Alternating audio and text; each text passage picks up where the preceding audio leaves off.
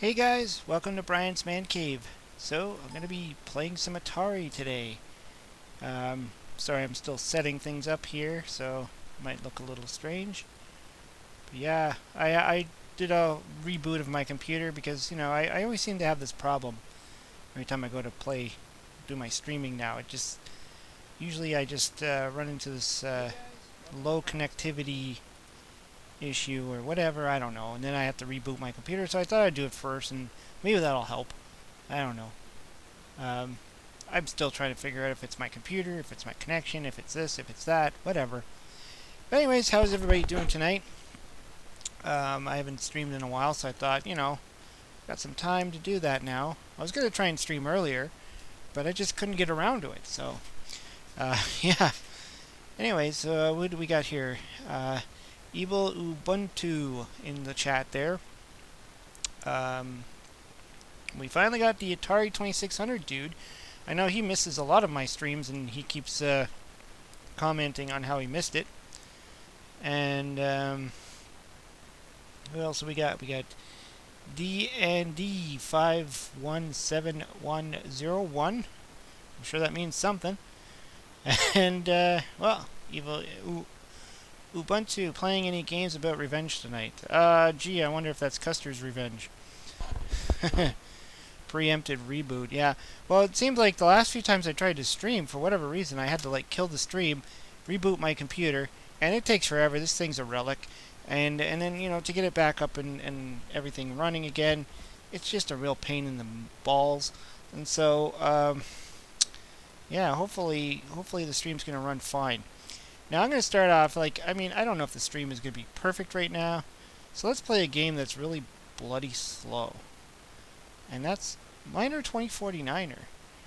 And the interesting thing about this game is I really, today I actually just filmed a Frustrating Games episode on this one. And, well, it's not actually this one. It's Volume 2. So, from what I understand, this is Volume 1. And, they're all kind of annoying.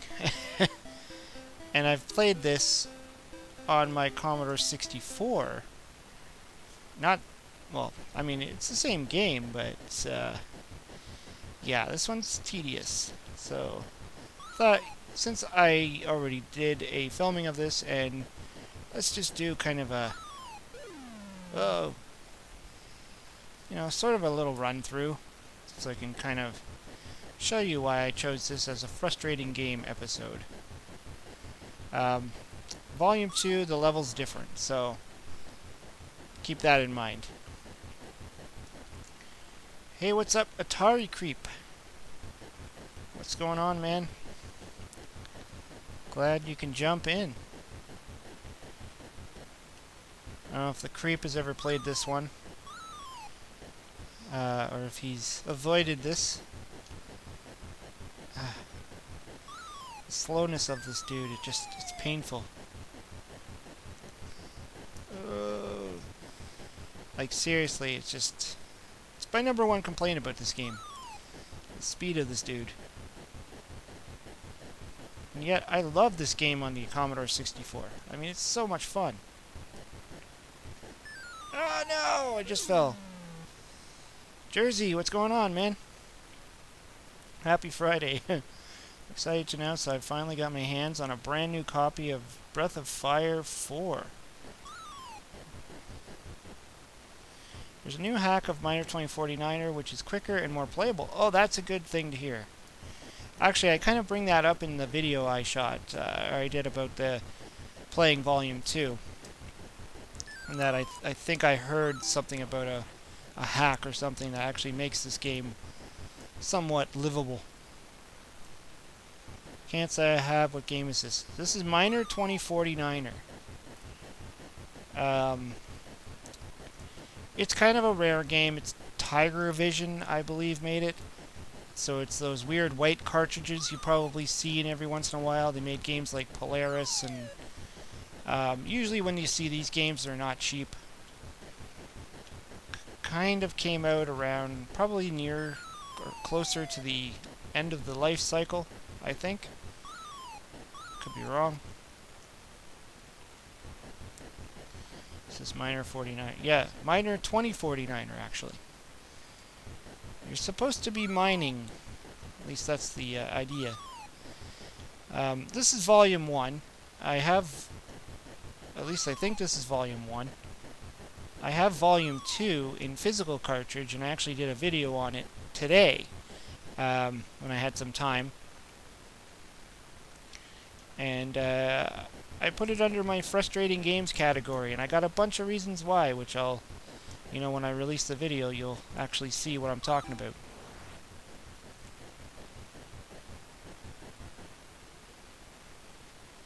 Every time I see Brian playing Atari, I can't help it and end up playing my Flashback 9 Gold. Man, I love this little console. Well, that's the great thing about the Atari. It's nice, it's simple, it's fun. It doesn't require a lot of time, dedication. I mean, if you think about some of the other games that are out there, especially modern games, you got to invest a lot of time in them. And these games are just simple, fun. You slap it in your Atari and you go.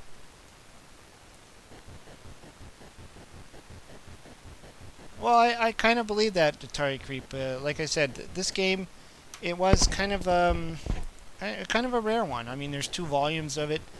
I didn't even know it existed on the Atari for the longest time. So I was kind of shocked. I mean, I know it's on the ColecoVision, because I have it on the ColecoVision Flashback. Uh-oh. Dang! So I knew it was there, but I wasn't surprised about the Coleco version, because most of the games I ended up playing on the Commodore 64 pretty much were on the ColecoVision as well. And this one was no exception. I'm not doing too well here. And that's no surprise. I find this game to be a little bit difficult.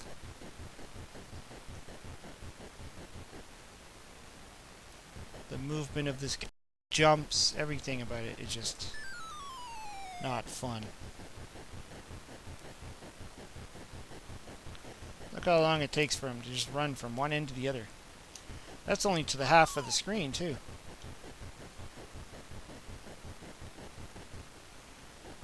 The Atari is a heck of a lot of fun. It's the beauty of simplicity. Absolutely. I mean, back in the day, I don't think people looked at it that way.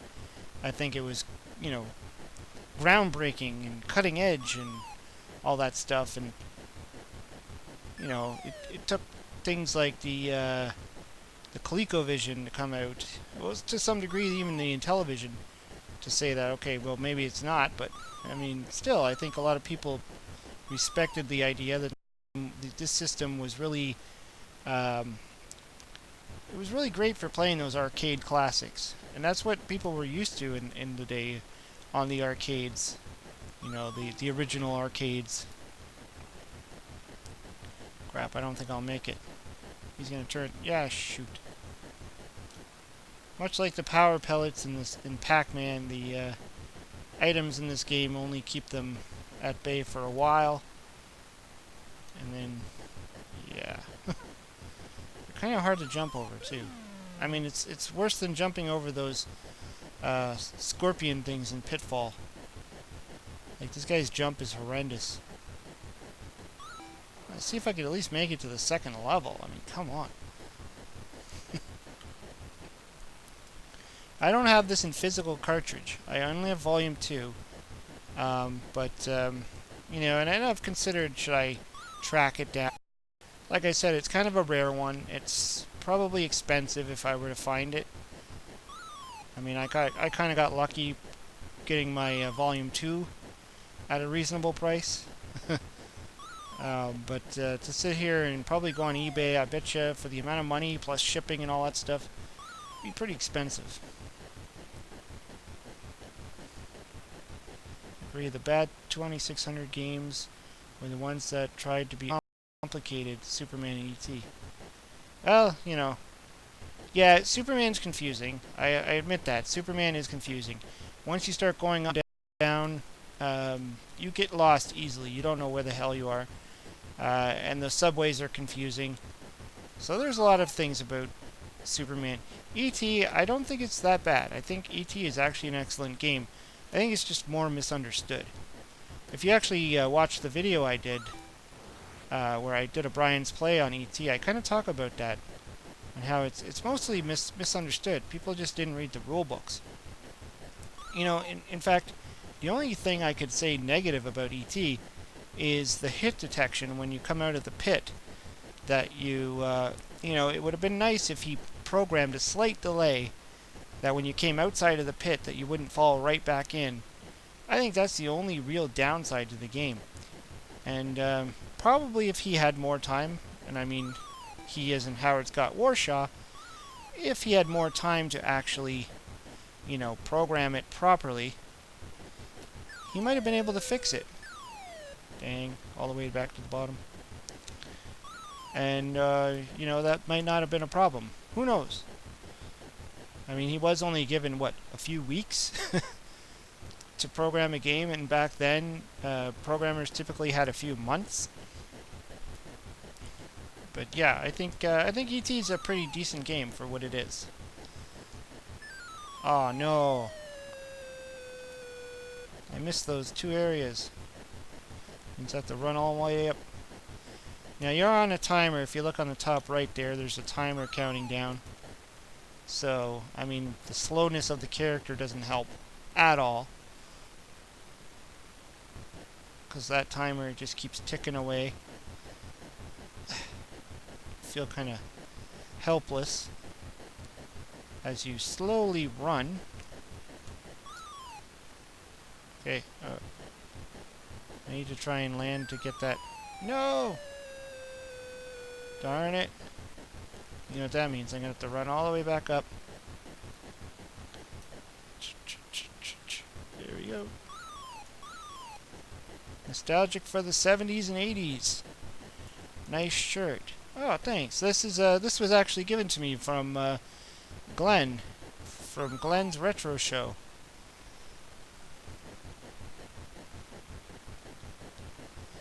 I believe his last name is Planentino. I always mess up his last name. I feel so bad when I do that, but Glenn's an awesome guy. I think people weren't used to reading the manual yet. Probably. I mean, I think it's also it's a personality, because I'm kind of the same way. I'm really lazy when it comes to playing games. I don't like to read manuals.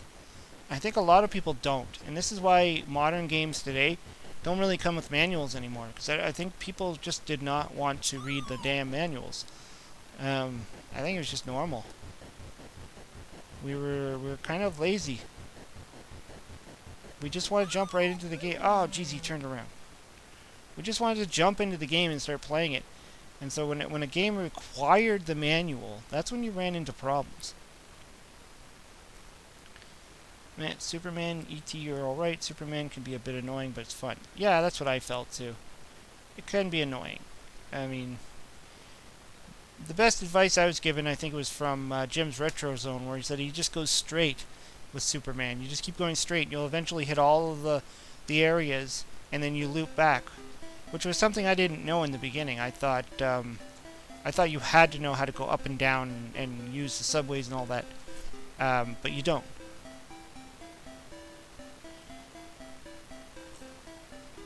If you need to read the manual for a 2600 game, it might be overcomplicated. It's true. I mean, if it requires the manual, then maybe there's a, you know, an issue there, but I mean, that's good. I like that they push the limits. Otherwise, we would have ended up with the majority of the games being pretty much the same.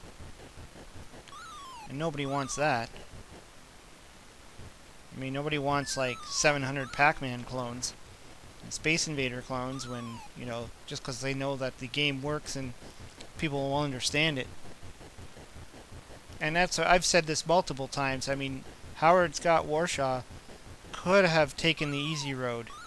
I mean, he could have easily done a Space Invaders clone for E.T. I mean, think about it. E.T., it's about an alien. I mean, he could have easily just, you know, shoehorned in some sort of E.T. presence into a Space Invader clone and call it a day. But he didn't do that. He wanted to try and take the elements of the movie, and he did that. He did it quite well. On a system that most probably wouldn't have been able to pull that off.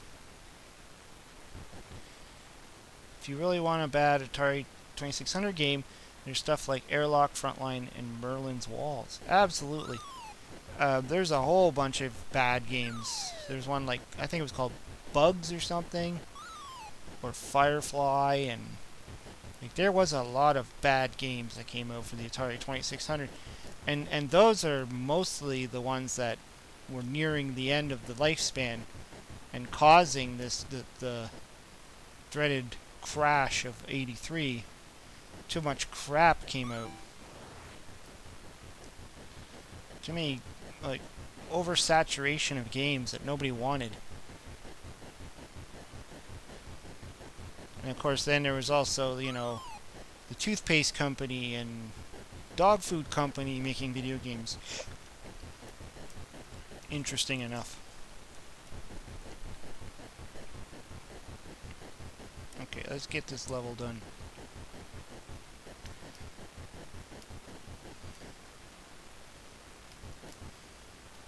But yeah, if you play this on the Commodore 64, you'll see how different the speed is.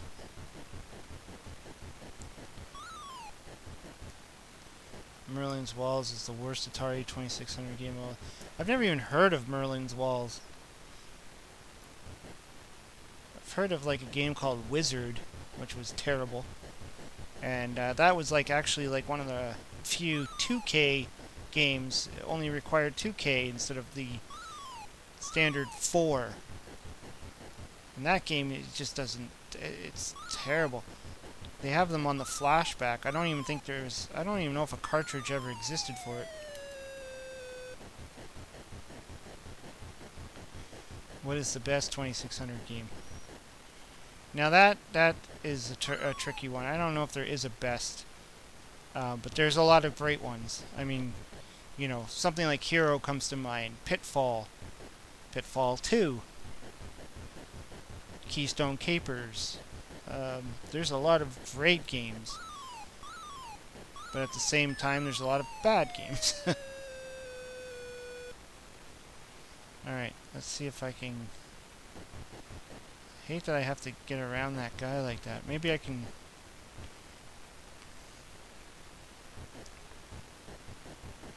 Kaboom or Yar's Revenge or Space Invaders. Oops. Yeah, Kaboom's a great game. Any game that uses the paddle controllers pretty much has a one-up for me. I'll have to figure out what that Merlin's Walls game is. I don't even know when it came out. I never even heard of it.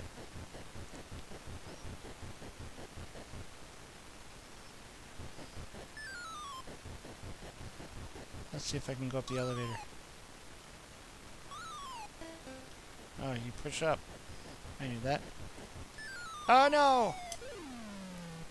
The button didn't work. Absolutely hate it when that happens. You push the button and nothing happens. No! Fell to my death.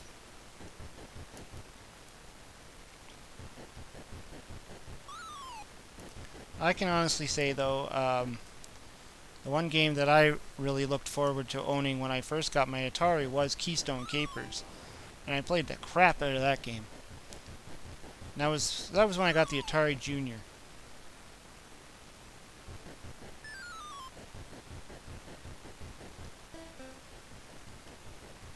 Let's see if I can jump over to the other side. I don't know if I can make that jump. Ah, you stupid... Forget it. I don't think I've ever passed this level before. This game is so freaking hard. Alright, let's get away from that one. This was another one I was thinking of playing right now. Desert Falcon. Another good, you know, very graphically pleasing game. And it also has like novice, standard, and all that other stuff. This game plays a little bit like Zaxxon. Okay, let's novice. I'm not good enough to be playing at the standard modes. It's interesting that this game, well, this came out in '87, so it did come out a little bit late in the Atari life cycle. But it's interesting how this has the same perspective as Zaxxon, yet the Zaxxon game doesn't. You know, moving in this kind of like, I don't know what you called it, if it's isometrical. You know, it's got the depth, the height, and all that stuff, I should say.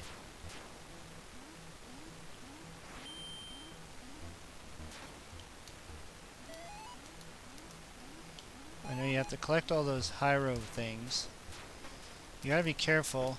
Much like in Zaxxon, you can't just fly at the top because those things shoot at you. Oh no. And obviously this game is a lot different on the Atari 7800. I don't have a copy of it though. That's supposed to be like this Sphinx thing.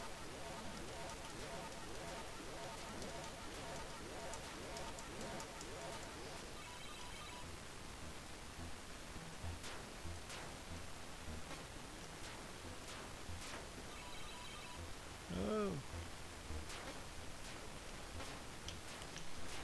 Hey, it's A-Train Fanatic. What's going on?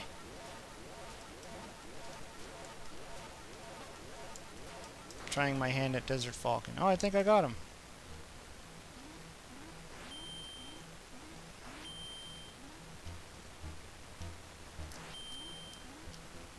Yeah, I've seen the 7800 version of this game, and it looks pretty cool.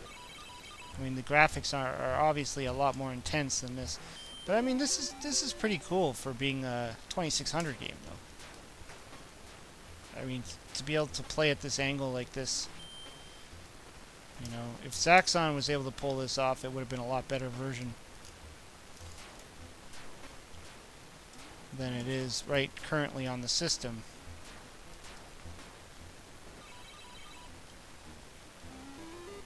Game over.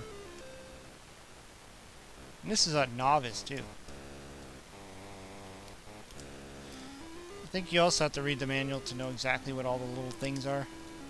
It's all those little treasure things. I mean, to just look at them on the screen, a lot of times they just look like squares and stuff. I mean, there is some pretty decent looking graphics, but I mean, what's that? That's just a rectangle thing. You can see the pyramids and stuff. Trying to give you that three-dimensional feel.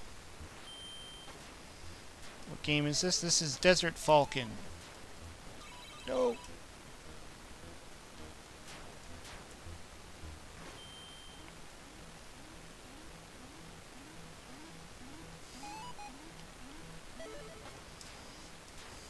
This is a later title for the 2600. Came out in '87.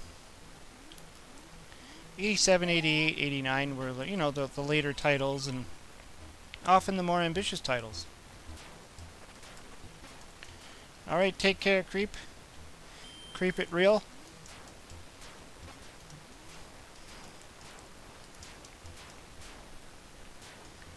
Dattari Creep did a really good video today. You should check it out. After you're done watching my stream, that is.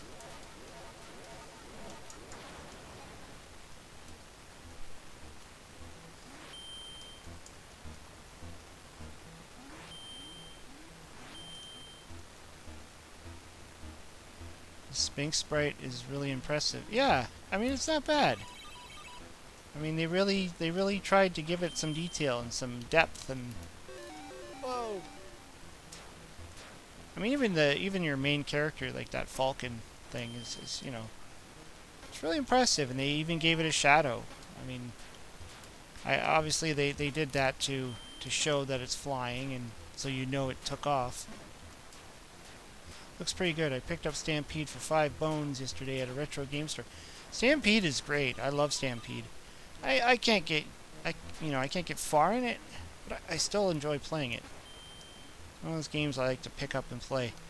Even on the Intellivision, it's pretty decent. It's almost the same on the Intellivision. I mean, the graphics are pretty close. You know, when Activision did a lot of the Intellivision games, they tried to keep them almost like the Atari version. They didn't go too crazy on trying to change the game. Ah, I don't think I could touch those things. Game over. Yeah, you can see they're Atari 1987. Yes, I said Merlins Walls came out in France in 1999. I swear if I found out it was sold in the stores in the United States back in 1999. Well, that's pretty late in the if it came out in 99, that's like a homebrew. I always thought the sprite was a chicken. Well, chickens don't really fly. At least not like that. Activision made a lot of great titles in the 2600 and other. Yes, they did. I mean, Activision was. I mean, they were the programmers who left Atari and started their own, company based on programming for the Atari. I know I've played this one before, but I like this game. It's another one I don't have the cartridge for yet. And it's probably pretty expensive if you find it. That's Montezumas Revenge. Another game that I played a lot on my Commodore 64. This one's a little bit different. The levels are different. The Sega Master System has a pretty decent version of this too, which is pretty much the same as the Commodore 64 one, and I believe even the ColecoVision.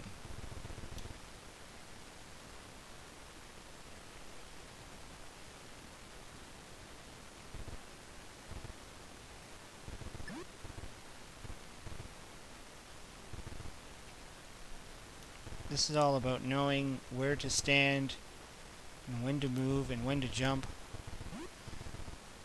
It's funny that those snakes, even though they're just stationary, could be a real pain in the butt. So the first thing you have to get in this game is that torch. You gotta get that torch. Otherwise you're gonna end up in all those levels where you can't see anything. So the first thing I learned about when I first started playing this game, I'm like, you end up in those rooms where they're pitch black and you can't see anything. So you gotta get that torch. It's hard to find 7800 games in the wild. Absolutely. That's why I always grab them when I see them. Really enjoyed your video on future video game collecting. Thanks, man. I mean, that was something that's always been coming to mind ever since the the talk of an all-digital console. And they've been talking about stuff like that for a while, like, Xbox is going to go all digital, and even the Intellivision Amico, which, is in the works and is supposed to be released next year, that's going to be an all-digital console. Whether there's going to be an actual card slot or any other way to add games to it physically, I don't think so. I think if they're planning on an all-digital console. So, I mean, it is the way of the future, and currently with that PS4S all-digital, which turns out to say PS4 sad, which is kind of funny. Well, it's not being, a lot of people aren't really liking it too much. I think mainly the price is what's really irritating people. They're like, why am I going to pay all this money for a PlayStation 4 that I can't put my discs in, when I can just buy a regular PS4. And the PS5 is going to be coming out, and it's going to be backwards compatible, so you could play your PS4 games on it. So what were they thinking when they, made this PS4S, and they want to charge like, They want to charge a lot of money, like 250 bucks, plus taxes, and you know that's American pricing. So in Canada here, we're gonna get even more shafted for something that is all digital. I mean, didn't they learn from the PlayStation Classic that nobody wants that?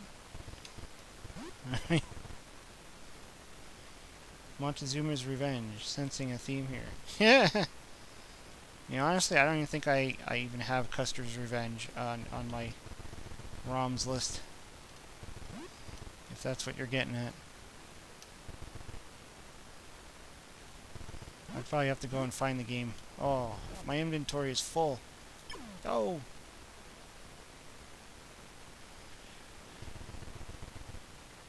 One you would play Ski Run on Atari 2600. Ski Run? Not familiar with Ski Run. Is there anything like skiing for the like the Activision title? This is tough because you have to jump that skull at the right time, or else you fall into that lava pit.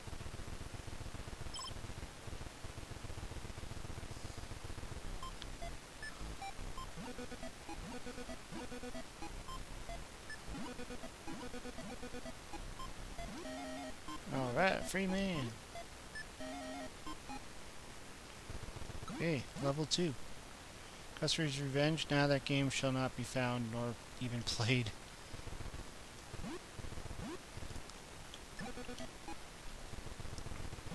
Yes, it's interesting that those games existed, and I had no idea. I mean, I'm sure a lot of us had no idea because you could only buy them from behind the shell. Like, you had to ask the person, you know, behind the counter if they had those games.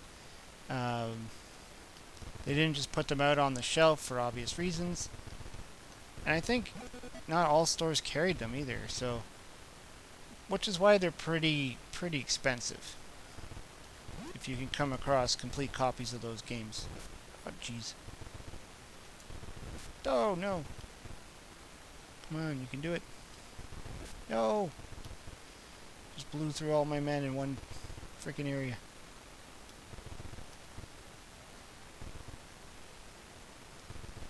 No, Ski Run is not like Activision game. Heck, I haven't played that one.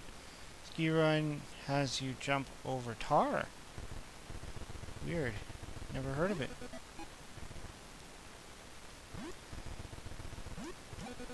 Yeah, I'm not too familiar with the second level of this game. Don't get there very often. I know I've made it to the third level.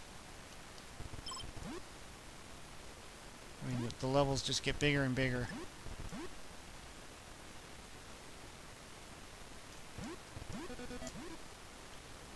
Honestly, I think those ones should be lost media instead of being found.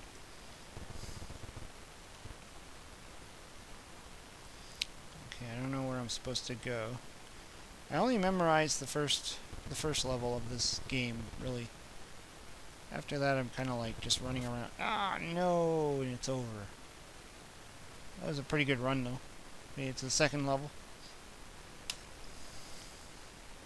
Funny enough, I played the Master System port of this game you were playing. Yeah, Master System version is pretty good. I was actually surprised. It's very much like the Commodore 64 one that I grew up with. So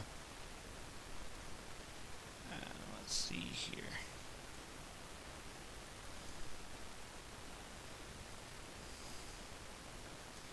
There's all ROMs here. I don't know if I have what that. Let's see.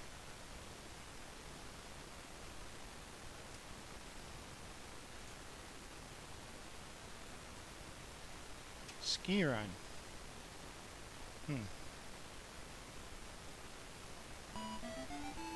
Never even heard of this. Okay, I'm not gonna know what I'm doing, so let's just see. Whoa! It's pretty crazy. This goes fast. The music goes crazy too.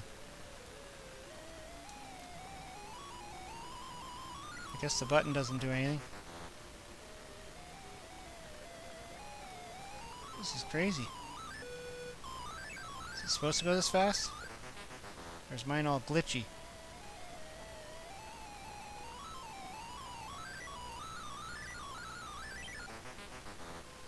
This is insane.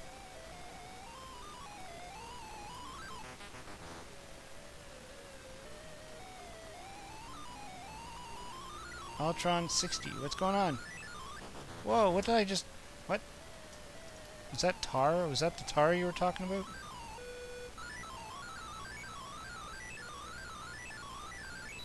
Why does it go so fast?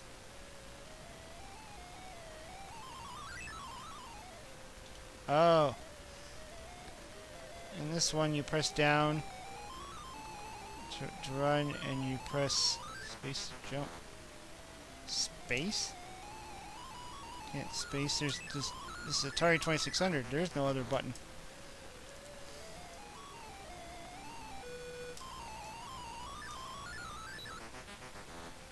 Yeah, there must be something to this game that I'm not getting. Whoa. Kinda crazy. It just seems like I get to that point and I die.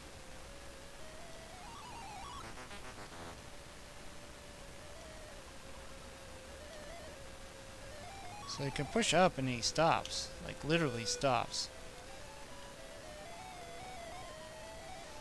You press the one button for the Atari controllers to jump. Doesn't seem to jump though. What's that? Something running across the screen. But what do you do when you get to the tar thing? Oh, do you jump there? This is crazy. I guess you... Oh, jeez, that thing killed me. Okay, maybe you jump in front of the tar pits. Kind of like bump and jump.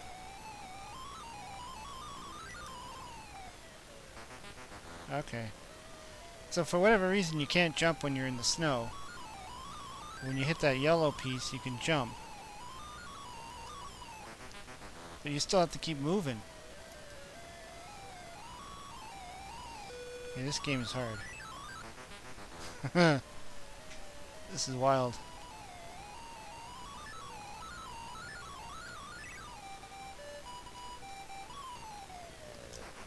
Holy crap.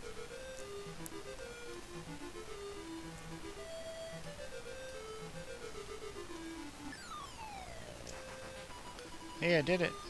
But, wow, it's so fast. It's not slowing down.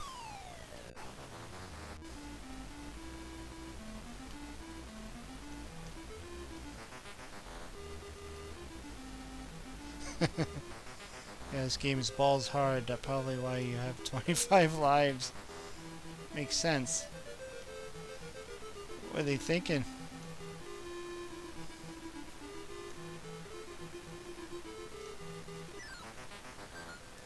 This is like Activision skiing on steroids.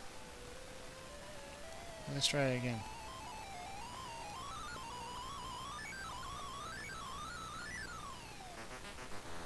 You have to know when to jump.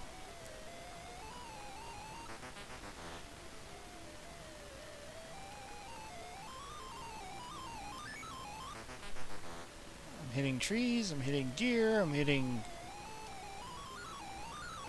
everything.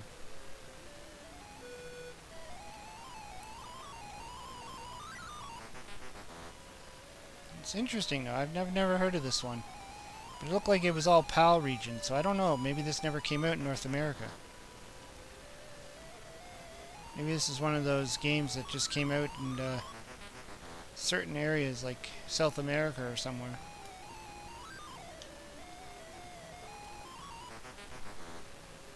It's crazy. I think you should play UFO Patrol after this, another weird one. I'll take your word on that one. Oh, jeez, I keep jumping early. Once I hit that orange, whatever that's supposed to be, orange snow. I've heard of yellow snow, but what the heck is orange snow? Furthermore, why is there tar in the middle of a snow hill? What is this? Taking the sport a little bit serious.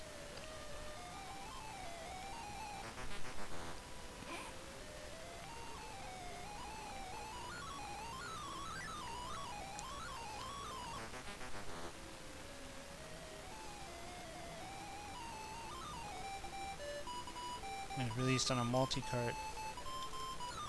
That's possible. There was a lot of those weird carts that were released at some point. And then there was the double enders. And some of them only appeared on those. So what is that? The UFO Patrol. AKA X Mission.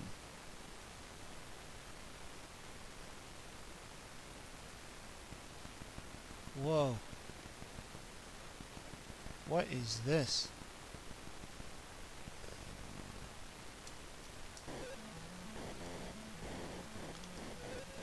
Okay, I'm just gonna start shooting everything.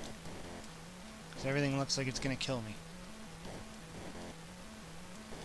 You know, the one thing about that's good with Atari is that, you know, putting in a game you've never played before isn't as difficult to figure out because there's only one button.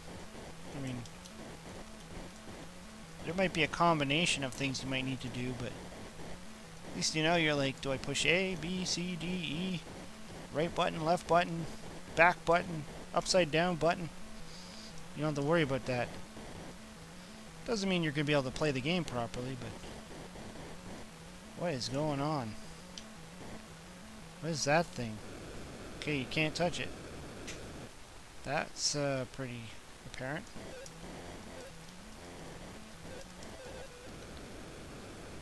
It's got the typical Atari sound effects, that's for sure.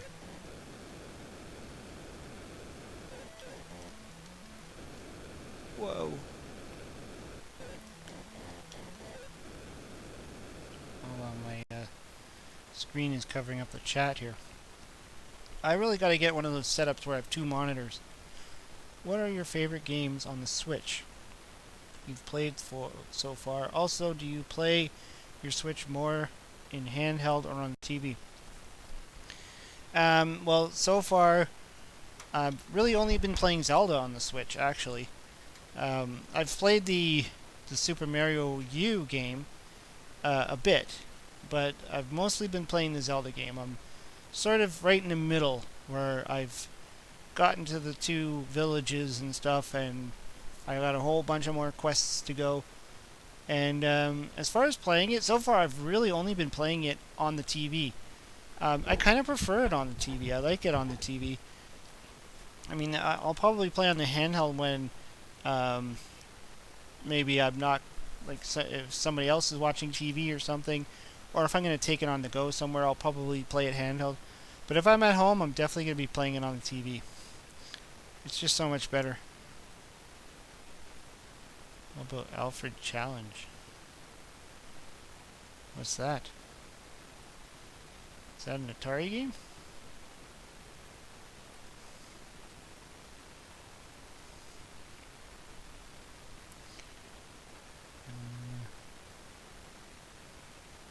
Let's see what else is there. I know.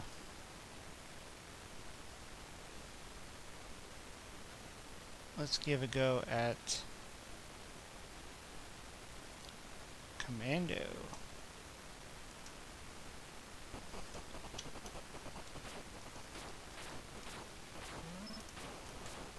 Another game that was kind of interesting that appeared on this system. And this game is brilliant on the Commodore 64. But the fact that this even made its way onto the Atari is pretty impressive. You know, that they even attempted to make this game.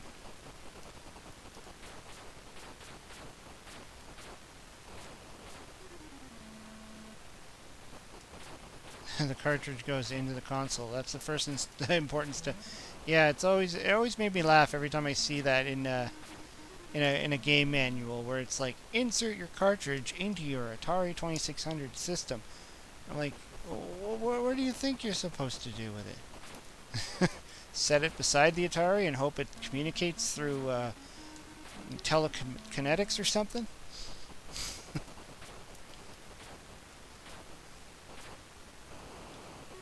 Yeah.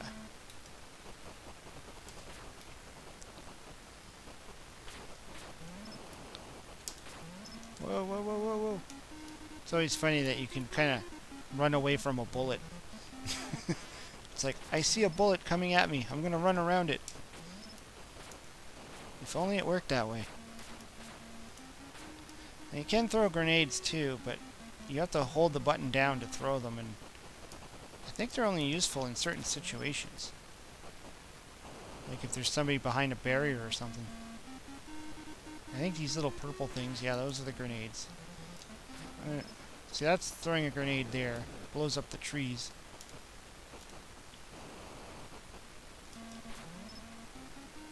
I think in most cases I don't use the grenades though. Just haven't found them useful. That's another thing that's kind of funny about this game is the bullets only go so far and then they kind of stop. Like they just drop in dead air. Like, psh, no more bullet. Like it can't go across the screen.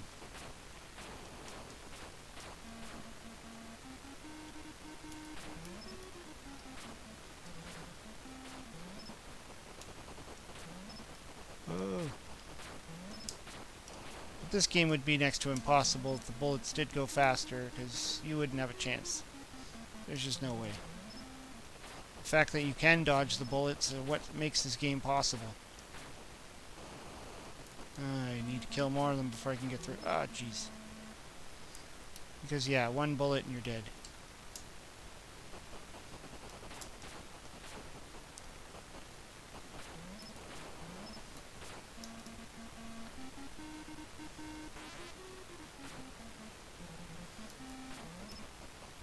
I really need to play the Commodore version again one day. I did a video on it a while ago. I did it with comparing it to Rambo because they both play very similar on the Commodore 64. That is, not the NES versions.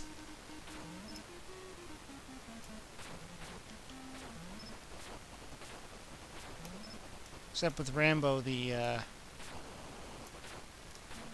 game itself, it's a little different in what you have to do, the mission of it. Whereas this is literally just storming through bridges. This is more of like an arcade style game, whereas Rambo actually has a point to it. Dang it.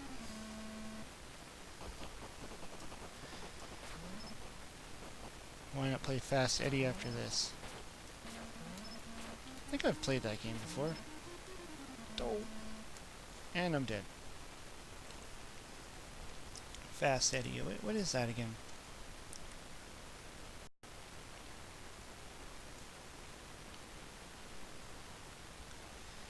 '20th Century Fox game. Oh, weird. Okay. It's kind of...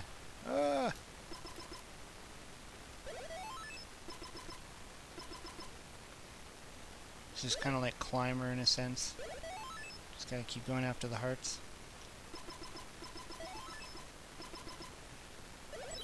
Oh, jeez.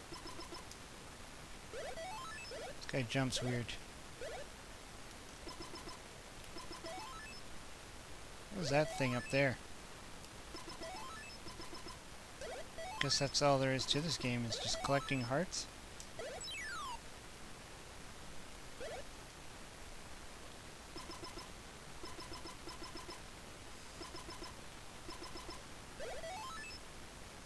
Oh, a key.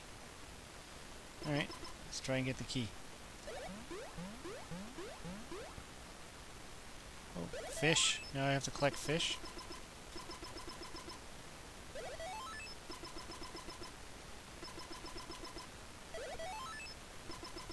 This is a strange game.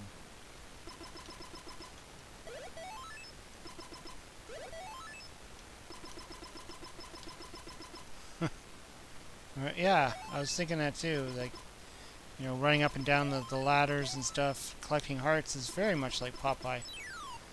Except you don't... I mean, it's got a lot of similarities to even Miner 2049, or the first game I played in this. I mean, just even the controls are weird. Like, it's not as hard though.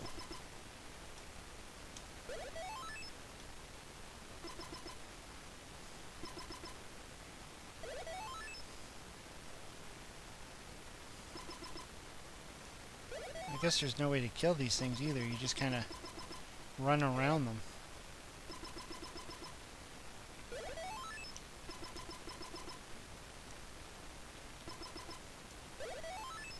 Each one has their own little personality. Kind of like an Impossible Mission with the robots having their own little personalities. Some just sit there, some move. Oh no! Dead! Okay, I can get the key now. Looks like you die, but you actually don't. It's weird. Look at the fish is kind of like swimming there. Oh geez.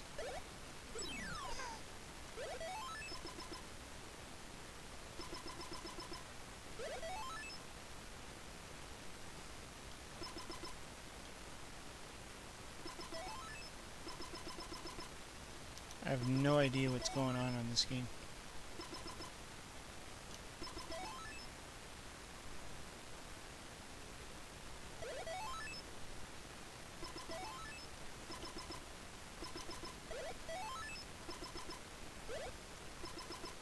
Whoa! Just ran into the path. Hey, there's a key again. I don't think this game will change. What the hell? A tank? Now it's tanks? What? That is so weird. This is a 20th Century Fox game too.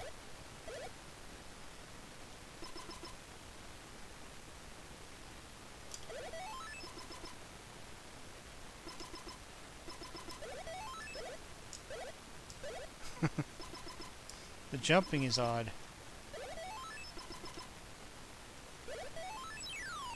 Oh boy.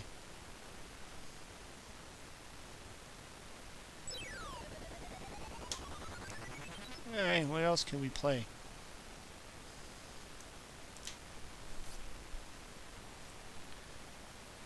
So many games.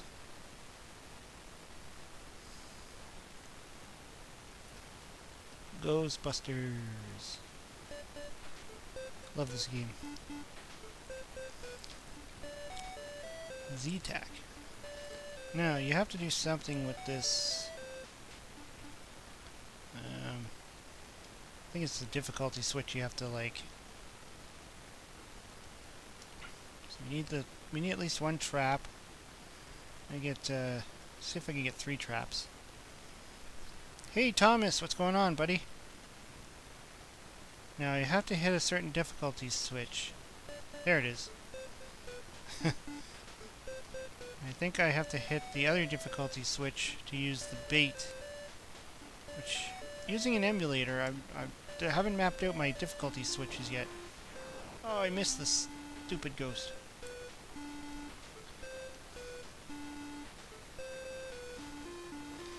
Doing well, man. Doing well.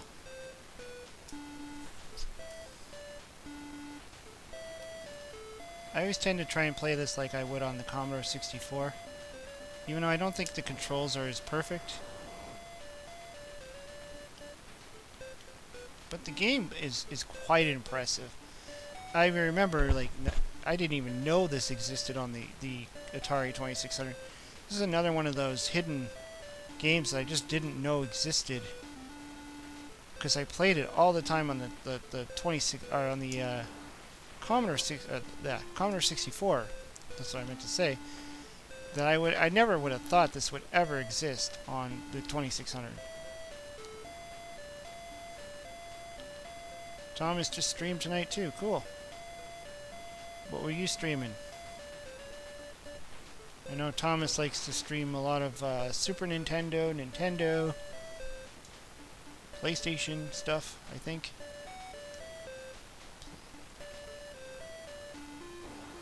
Oh, jeez. Missing them all. The aim is off. Played some of the Back to the Future game for the Xbox 360. Oh, right. I have that for the Wii. I think it's the same game.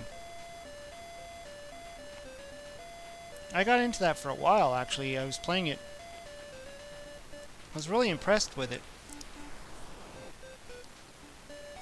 I mean, it's almost like a whole Back to the Future movie, the way the storyline works. Only using the Wiimote is not the easiest thing in the world. Especially for that, where they make you use the Wiimote to play certain parts of the game. I have the same problem with Impossible Mission on the Wii. It's, it's really hard when it wants you to use the Wiimote as a motion controller.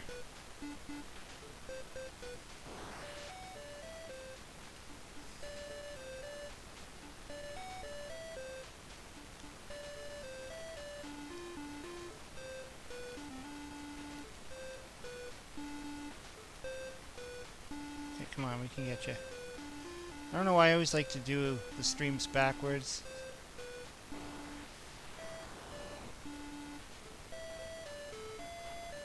Streamed about 5 hours tonight, both on Facebook and YouTube. Man, you must be tired. It's a lot of gaming. A lot of streaming.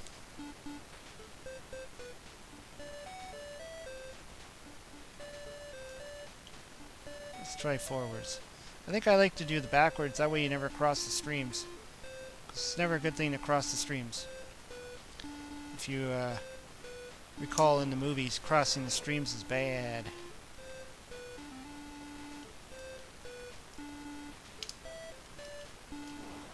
Ah, jeez. Why are those car scenes in the game? Nothing happens other than you go to the location. Actually, there is ghosts that can appear on the road when you do this. If you run over the ghost, you see how he stops there.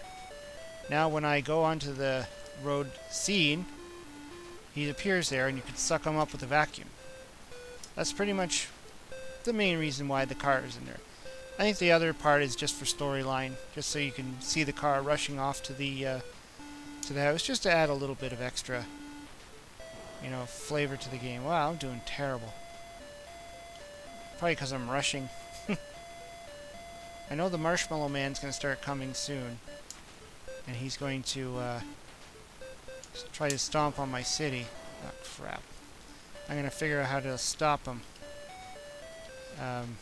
I'm pretty sure I have to, it's either F6 or F7 on my keyboard.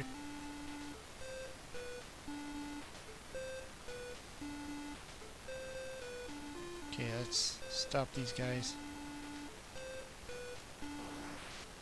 And if you suck the ghosts up, you stop them from heading towards Zool, and it kind of slows the game down a bit.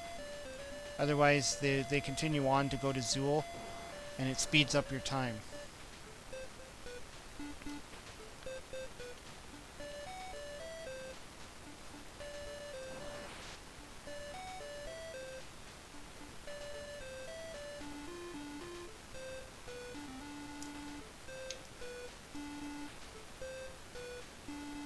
Come on.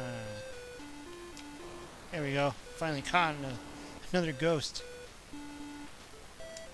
See if I get this. Now when the ghosts start really going fast, that's when you know they're going to form a Marshmallow Man. It's kind of weird because, the Marshmallow Man does appear multiple times in this game, instead of just showing up at the end where he belongs. Crud. Now I know in the Commodore 64, when I played this game, when the Marshmallow Man's about to attack, you have to release the bait, and to do that you hit B on the keyboard. On this one you don't, because it's the Atari 2600. There is no keyboard, so they made it the difficulty switches on the actual system itself, which means if you play this on a real Atari, you have to be sitting in front of the machine. Oh jeez. So far none of them have turned into the Marshmallow Man, which is strange, because normally they start doing that around this time, where the PKA meter's around 75 like this. So it's kind of weird.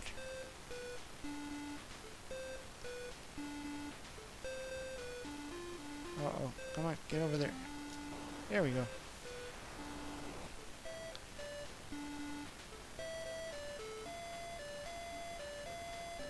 I don't know if I hit the right button. Okay, I'm gonna have to figure out what the other difficulty switch button is.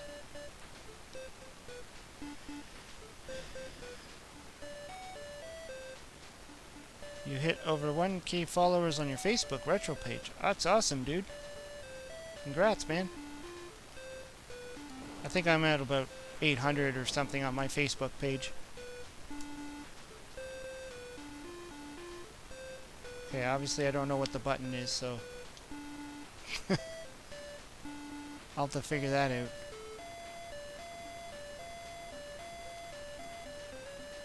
Maybe I should go on the Atari forums and ask them if they know. I think I lost. Yeah, I lost. Oh well. I'll have to figure out how to do that. Hey, it's Mr. Toon. What's going on, buddy? I'm at 828 friends on it. That's cool.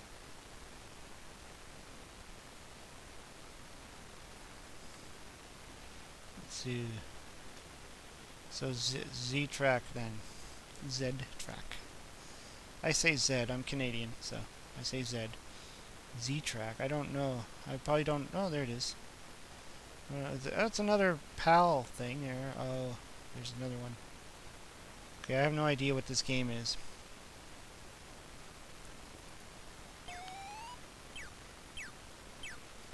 Huh. Kind of looks like an Atlantis kind of game. So what do I have to do? Oh. Weird.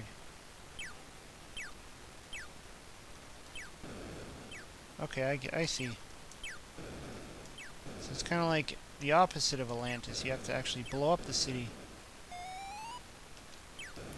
That's pretty cool. Without getting hit by those missiles. Yeah, ZTech is a weird name. It is. And your flying saucer kind of looks like a hamburger or something. Yeah, it does kind of look like Atlantis. It's like the, you get to play the enemy. Interesting concept, though. I like the little maze of graphics at the bottom there. I guess it's supposed to be like a city or something.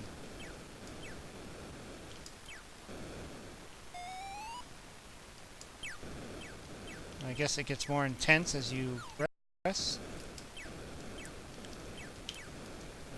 Whoa. I think I died.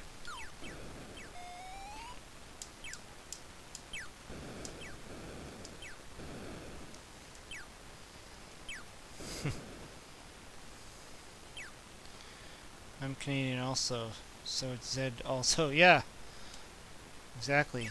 It's all, you know, it's the, I guess it's also the British way of doing things, saying things. I know a few people say that about, you know, when I say my awesome games from A to Z. Some people are like, they're not used to that.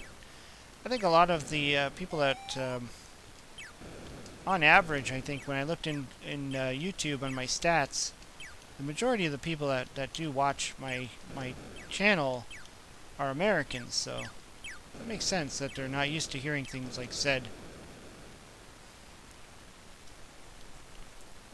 Let's try it again. I've also been told I say Mario weird.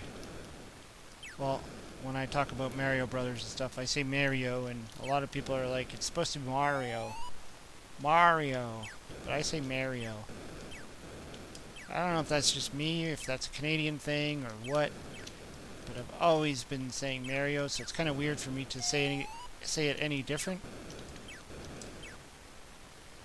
Like, we even have a restaurant called Eastside Mario's, which I always say Mario. So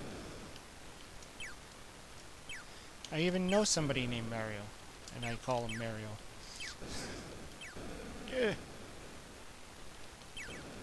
But yeah, I've been called out on that a few times on my channel, where somebody's like, oh, you say Mario. That's funny.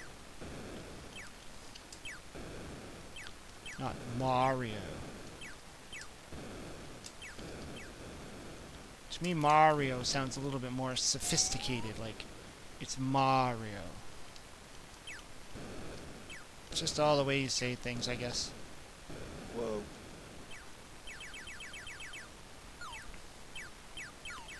Oh man, the video's cutting out. Oh crap. Is my stream going on me? Let me check the stream.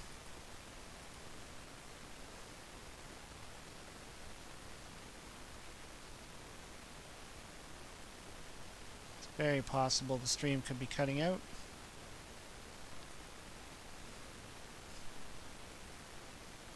And just wait a minute. Hope it catches up.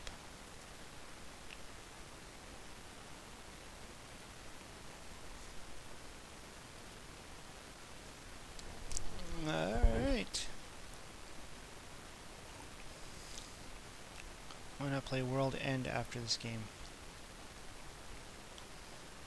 World End.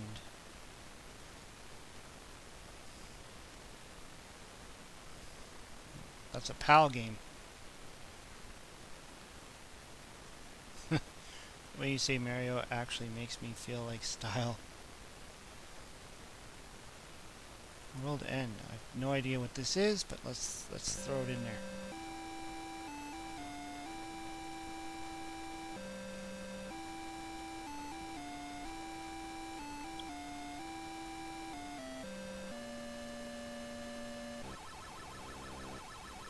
Mario.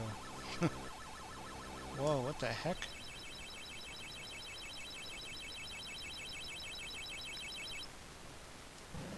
Holy crap. It's quite the laser beam. What is going on?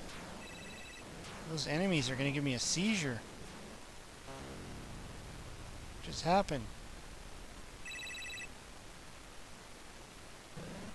Although that thing up the top there kind of reminds me of Demon Attack on the Intellivision.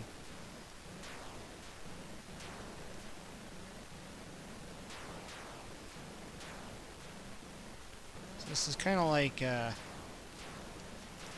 there's a lot of games kind of like this. Like Mega Mania, Gorf, and stuff.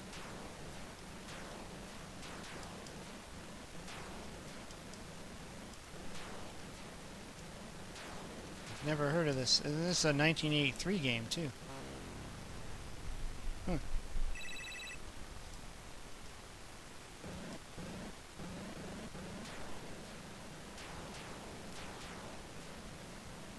Your typical shoot 'em up from the bottom. What is that thing at the top? Some kind of alien? Really funky sounds too.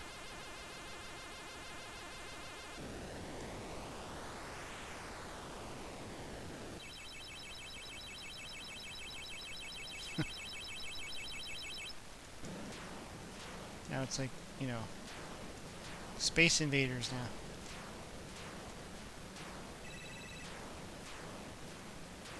There's quite a bit going on for this type of game.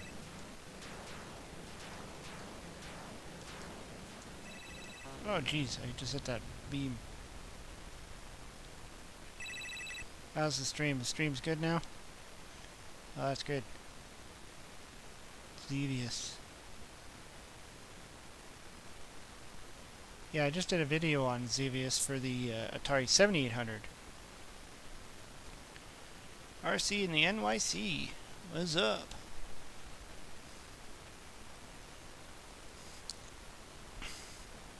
A bit like Spider Fighter. Yeah, it was kind of like Spider Fighter.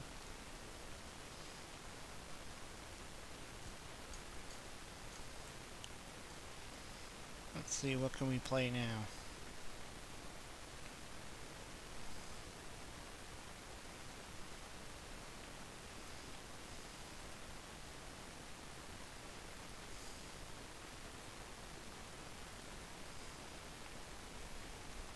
My favorite Looney Tune character. Mind you, I don't like playing it on a gamepad. I prefer playing this with a joystick, but well, I gotta work with what I got.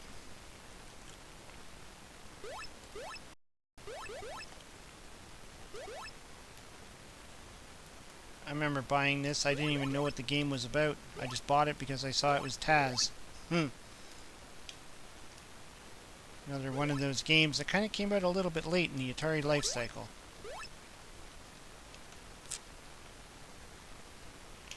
There's also a Roadrunner game, but I never got the chance to pick that one up.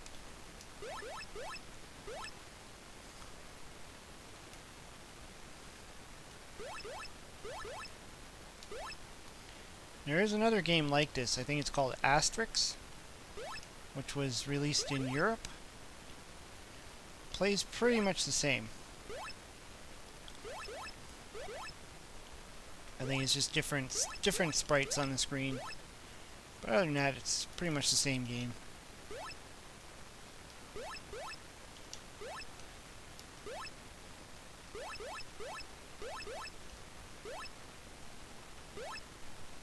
Food Fight? No, this isn't Food Fight. This is Taz.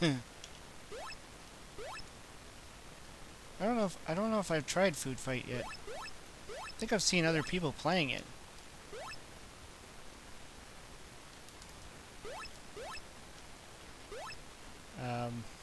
No, maybe no. Food Fight on the 7800. I'm thinking of Fast Food. I've never played Fast Food.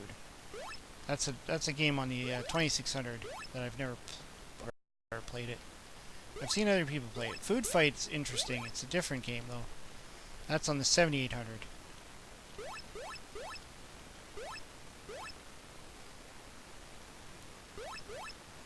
Get me some ice cream cones.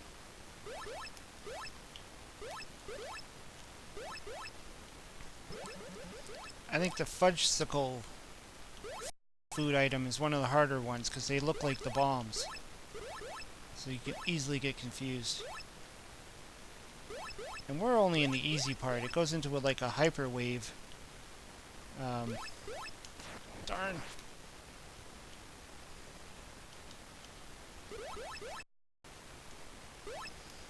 Fortunately, I can't really take my eyes off the screen too often to watch the chat, so just bear with me here.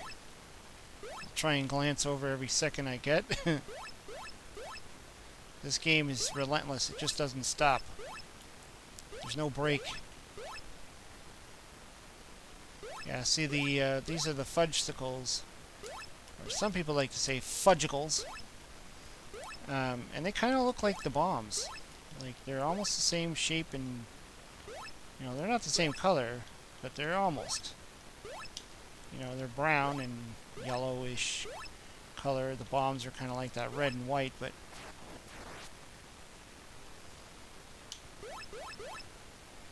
Uh-oh, it's buffering? Crap.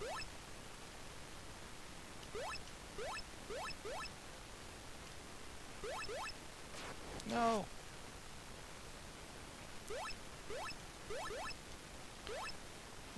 We're getting buffering on the stream again.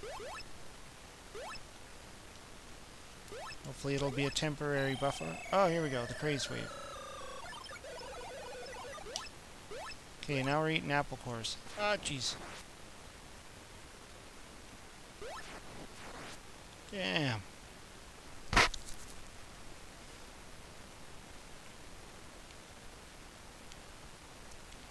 Want to see you play Forest on Atari 2600. By the way, I'll say that Food Fight on the Setting 100 is better than the 2013 movie called Food Fight. Didn't even know there was a movie called Food Fight. Did you get Hot Rod on clearance? No, actually, I haven't been back to the Walmart yet. So I don't know if it ended up getting all sold out or not. I'm just going to check the stream, make sure the stream is still there. I know it could be jumping around a bit there. Especially when I'm trying to play that. That sucks that it started buffering on that game too, because Taz is like a crazy game. Yeah, I was really considering it that they, I saw the Hot Rod, the Transformers Hot Rod figure for $19.99. Regular price was like $29.99, and I almost picked it up. I mean, I was really considering it, but then I changed my mind. We were already spending a ton of money that day, and I was just like, I didn't want to throw something, that kind of money down on something I would just end up putting on my shelf and kind of not touching it. So I just thought, hell with it. Maybe one day I'll go into the Walmart and I'll change my mind if they still have them and pick one up. I don't know. We'll see. Anyways, yeah, it looks like my stream is just going all nutty, so I think it's time to call it quits anyways. I've been streaming now for about an hour and a bit, I think. Somewhere around there. Maybe, maybe a little over an hour. But yeah, thanks everybody for coming in. It's been a lot of fun. I just wanted to do some more Atari stuff today. And I got a whole bunch of videos that I've been editing and filming. Tons of videos now. And so I'll be bringing them out every once in a while. And I'm always looking for new stuff and thinking of new stuff to put out.